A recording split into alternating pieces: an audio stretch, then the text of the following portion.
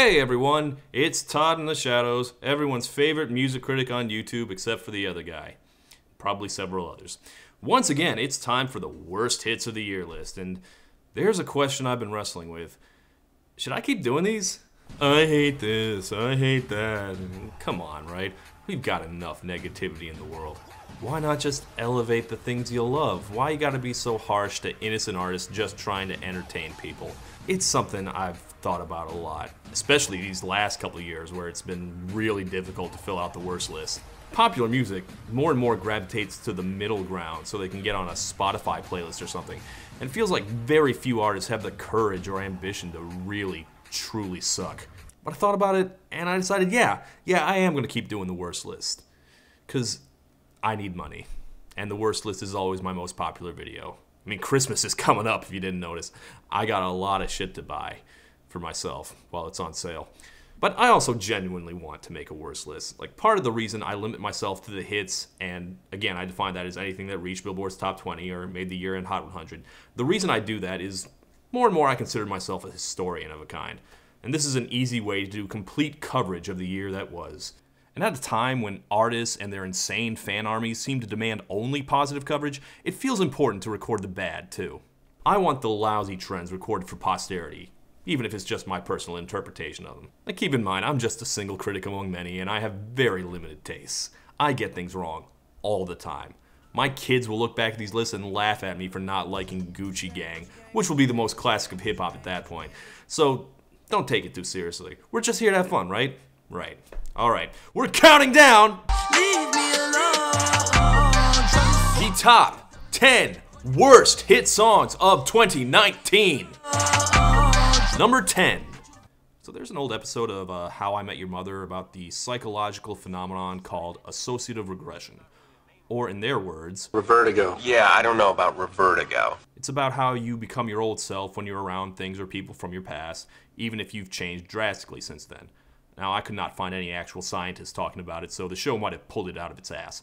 But I want to believe it's a real thing. It would explain so much, like why you, a grown adult, might feel like a child around your parents. Or how you become a dumbass when you're with your old college friends. Or why, if you were part of a band that was forced to maintain a family-friendly image and then spent a decade separately forging out adult identities, and yet the second you reunited, you started making the same Kids Bop watered-down shit you made when you were kids. The Jonas Brothers are bad. I've been dancing around it all year. I'm sick of pretending. I don't like them. I've never liked them. Like, I was willing to say I just didn't get it, but the thing is, I feel like I am starting to get it. You know, at least their older stuff. Yeah, I guess this is okay. It's too squeaky clean for me is my problem, but you know, it's fine. They're teenagers. But their comeback this year that all the 2000s kids are so happy about, no, I hate it. I saw many people say what a breath of fresh air Sucker was. Fuck Sucker, Sucker sucks. Their second single, Cool, was also bad. But worst of all is their third single this year, the inhumanly annoying Only Human. Like, I had my problems with DNCE and Nick Jonas solo, but they did sound like they'd grown some muscle. Reunited, they reverted to that plasticky TV Y7 sheen, and they're not kids anymore, so it's not okay. What the grown-up Jonases remind me of is early Maroon 5, back before they sold out. By which I mean also not very good. Fine, Maroon 5 had their moments. Let's say they're Maroon 5 in that awkward middle period when the rot was just starting to appear, especially that awful fake reggae beat. Mostly I just hate how repetitive it is. The Jonases have discovered one hook and they're gonna beat it into the ground. Someone somewhere desperately need to tell them, hey, that whole dance in the living room line, you can say that once or twice at most, and then come up with a different rhyme. Or sing it in a different rhythm, or change up the melody. Nope. Early morning, light. And the thing is, they're dancing in the living room because, you know, the club's closed, they want to keep partying, but this sure doesn't sound like an all-night party. They play it with the chipper energy of a bunch of kids headed to Chuck E. Cheese. It's not a prelude to sex, nothing's gonna happen, they're just gonna jump on the goddamn couch. As far as I know, they're still there now, in the living room, still dancing. Human. This concludes our broadcast. Leave me alone. Number 9. As the 2010s draw to a close, I think everyone's starting to acknowledge that the most important country singer of the entire decade was Luke Bryan. Yeah, I wish a better artist had that title too, but it is what it is. At the start of the 2010s, the sound of Nashville was bro country, and all the retrospectives pinpoint Luke Bryan as Patient Zero. The bro father, they call him. And this walking Bud Light commercial of a man set the tone for the overwhelmingly male decade in country music that followed.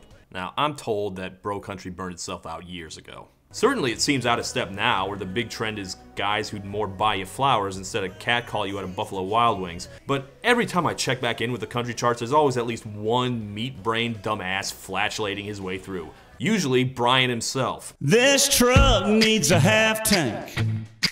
These wheels need a 2-lane. Now this might not technically be bro country, because I don't see much hard rock or hip hop influence in it, and there's no partying, and it has the lyrical structure of a classic Nashville song. But for me, bro country was always the attitude more than any specific sound or cliche. That dress needs to slip off. Does the artist seem like a frat boy idiot? If so, it's probably bro country. And Knockin' Boots' message of, hey, let's fuck, it feels like it counts to me. Boots need knocking. Knocking boots. I want to be clear, I'm not saying knocking boots is gross or sexist, it's just very, very stupid. First off, I want to say that it's amazing that there's a euphemism for sex that has the word boots in it, and it took this long to make a country song out of it. Birds need bees and ice needs whiskey. The basic idea is that, you know, his penis needs her vagina, so we're gonna list a bunch of other things that go together as a comparison. Long weeks need a weekend. A thing needs a thing it goes with. Cheap drinks need a slinging. Okay, no, now it's a thing needs to do a thing. Boots need knocking. Look, if this were a creative writing class, Luke Bryan would get a big fat F. But I'm not gonna tell you that I hate the song because it's not elegantly constructed. It's those fucking guitars. Knocking boots. It's like they're laughing at you. I mean, of course the guitars have to sound like a joke, because knocking boots is such a stupid G-garsh way to talk about sex. Look, I grew up on country music. I get that being corny is its charm, but listening to this pile of beef sing about doing it in Larry the Cable Guy language, no, I got limits. Knocking boots.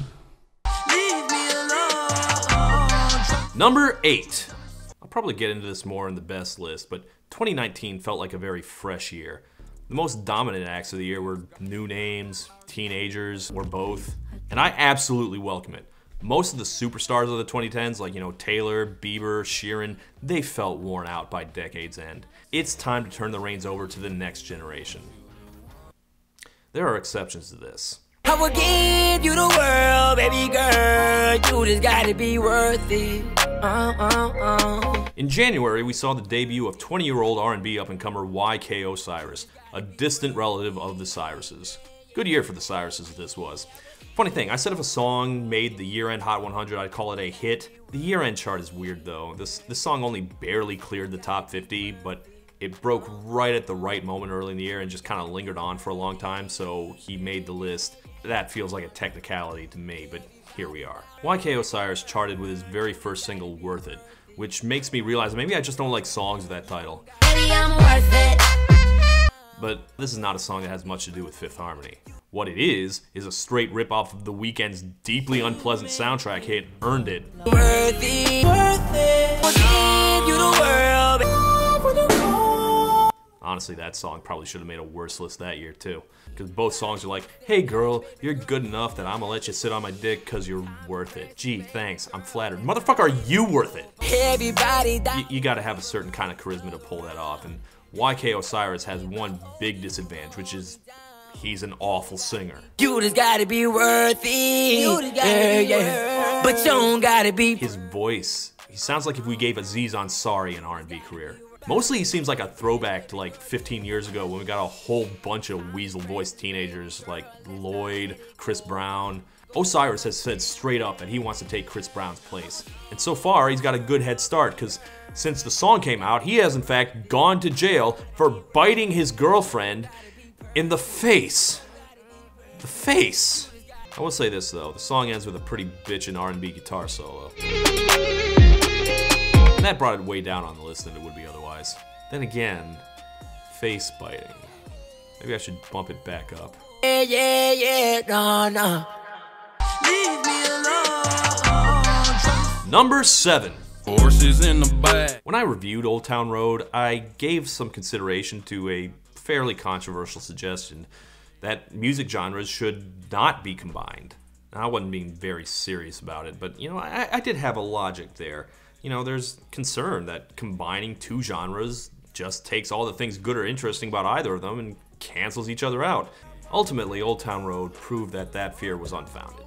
But then One Thing Right came along and proved it absolutely correct. One thing right, you. There are many interesting things about Kane Brown.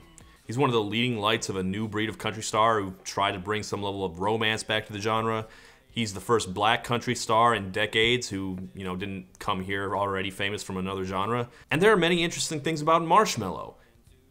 He has a stupid hat. Mama had herself a little devilish child. To be honest, I'm not particularly a fan of Kane Brown or the trends he represents, but he's not the problem. He's not even a presence. Been the kind of guy girls mamas don't like. I could not tell you what this song is about, or any individual lyric, or what Kane Brown sounds like on it, or what he brings to it. Who fucking cares? The problem is this guy.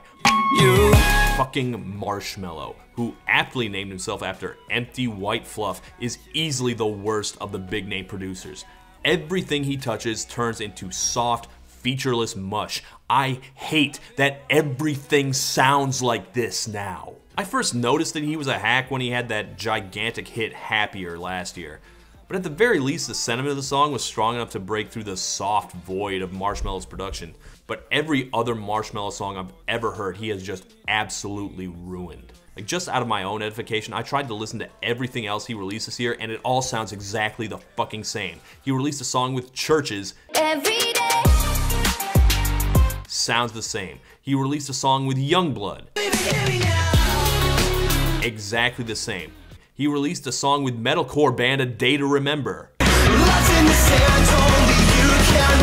Oh, actually, this sounds like this might be something that... No, I spoke too soon.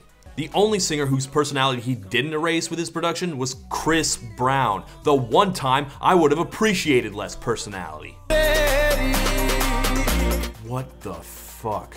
I swear to God, he is on a mission to ruin every single genre. His job as a producer seems to be to drag and drop the same weak beat and synth line onto every song he comes across. I hate Marshmello. If there was ever an actual song in there, it has now been smothered in Marshmello shit.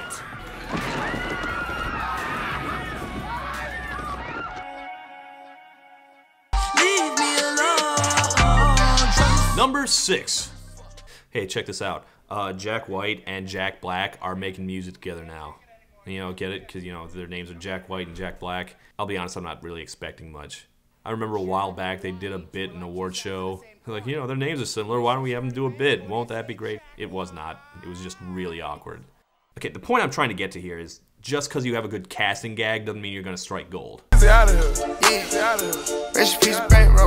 By a weird coincidence, two of the biggest new names in hip-hop are named Lil Baby and Da Baby.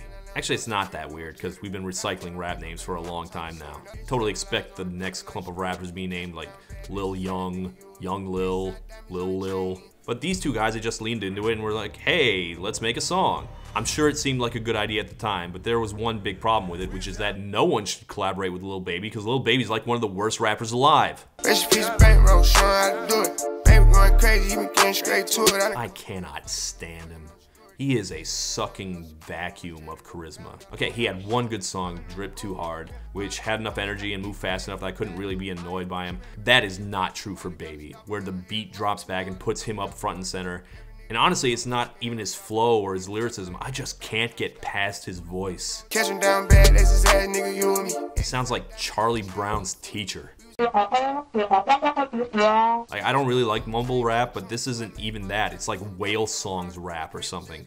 This guy makes Future sound like goddamn Siri in comparison.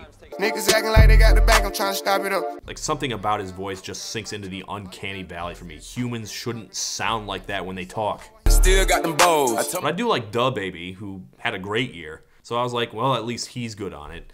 But then I was like, well, is he? Or is that just residual goodwill from his other songs? Baby in the end, getting his dick sucked. Why? Look, no one bats 1,000. I do appreciate that we're still using the word jiggy in 2019. Baby getting jiggy. But other than that, I can't really think of anything good about this song. The beat is weak, the hook is so shitty I didn't even realize it had a hook. Even the video is uninspired. A rap video homage to Scarface? Let's not push the envelope too far. It doesn't seem like anyone invested anything into this or had much of an idea for why it should exist, except that'd be funny to have a song called Baby by Lil Baby and DaBaby. If that's what you're gonna do, go all out. Sample Baby. Rap about being babies. I don't know, make a rap theme song for the Boss Baby, just something. The fact that you have similar names is not a hook. These top 10 lists are exhausting. That's why we break them into 2 parts. Plus, it makes it easier to re-edit when the copyright bots take them down. Alright, click the link for part 2.